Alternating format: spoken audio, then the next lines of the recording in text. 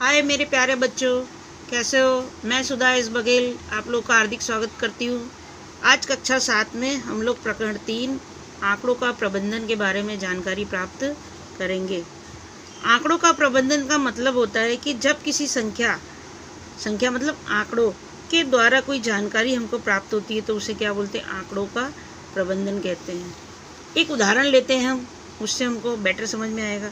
जैसे हमने ये अंक लिए 5 6 6 7 7 5 4 9 8 7 6, मतलब ये अंक देखो रिपीट हो रहे हैं, लेकिन हमको ये पता करना है कि भाई विद्यार्थियों की जो संख्या है वो किस तरह से हमको मिलेगी।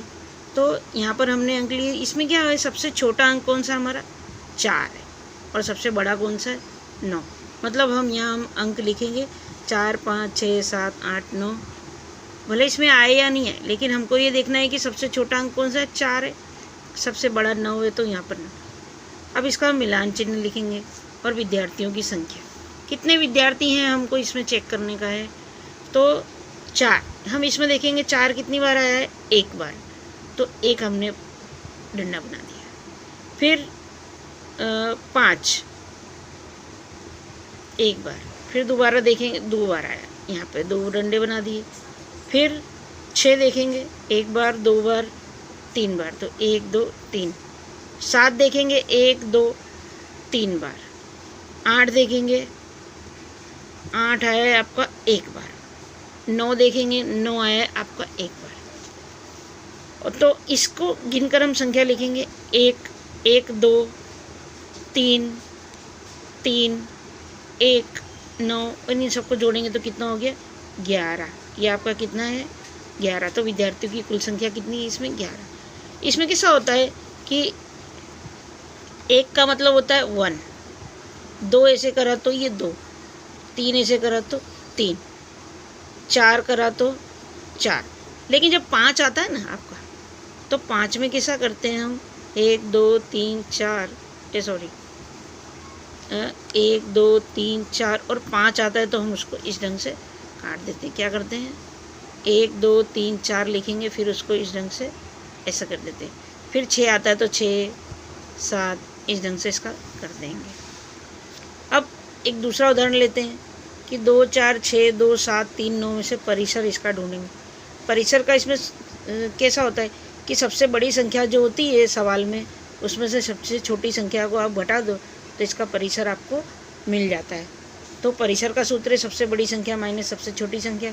इसमें सबसे बड़ी संख्या आपकी 9 है, सबसे छोटी संख्या आपकी 2 है। 9 में से 2 घटा दिया 7 आ गया।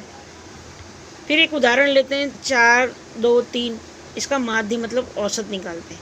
ये कक्षा 5 में आप पढ़ चुके हैं औसत निकालना, ठीक है। तो औसत का सूत्र कैसा है आपका, माध्य और औसत का मतलब एक ही होता है। दी गई सभी संख्याओं का योग बटे कुल संख्या।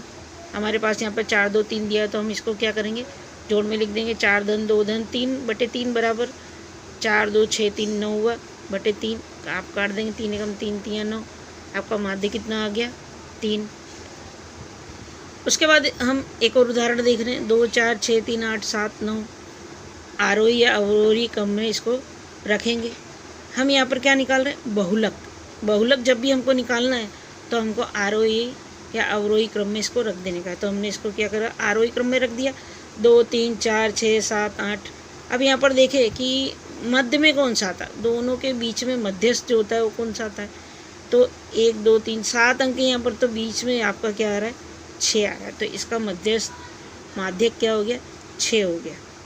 बहुलक हमको निकालना है, तो बहुलक में कैसा होता है कि 2 4 6 9 6 6 4 6 7, इन अंकों को हम ध्यान से देखेंगे। बहुलक बहुत आसान होता है, इन अंकों को हम जो अंक आपका बार बार आ रहा है या अधिक बार आया है वो आपका क्या हो जाता है बहुलक हो जाता है। यहाँ पर हम देखेंगे 6 जो है वो बहुत बार आ रहा है, तो यहाँ पर आपका बहुलक क्या हो जाएगा 6 हो जाएगा, ठीक है। अब आलेख की बात करते हैं। आलेख आप कक्षा उसमें सीख चुके हैं, कक्षा 6 में आप आलेख सीख चुके हैं, ठीक है। अब यहाँ पर हम आलेख की बात जो कर रहे हैं वो है आपका दोहरा आलेख। दोहरा आलेख आप ध्यान से देखिए। सिंगल आलेख आप बनाते थे, इस ढंग से बनाते थे, कक्षा 6 में आपको मैंने सिखाया था, ठीक है। ये आपका सिंगल आलेख होता था। एक्स अक्ष पर आप संख्या दर्शाते थे, उसमें वस्तुएं दर्शाते थे, नाम दर्शाते थे, और वाई अक्ष पर आप संख्या दर्शाते थे। यहाँ पर आपका दोहरा आलेख में कैसा है कि एक आपका ये तो आलेख बना, दूसरा जो आलेख है वो आपको इसके साथ क्या करना है, इसके साथ में ज्वाइन करके ऐसे बनाना है। पहला आलेख आपको बिल्कुल वैसे बना लेना है, दूसरा आलेख जो तो इसके साथ जो इसकी लाइन जो है, ये जो आपने लाइन बनाई, ये आपने पहला लाइन बनाया, इसके साथ में जो दूसरा है वो आपको इसी के ऊपर ले जाकर आपकी जो संख्या होती है वो ऐसे जोड़ देने का होता है। तो ये आपका क्या बन जाता है, दोहरा आलेख बन जाता है। ठीक है, अब आगे हम बात करेंगे इसकी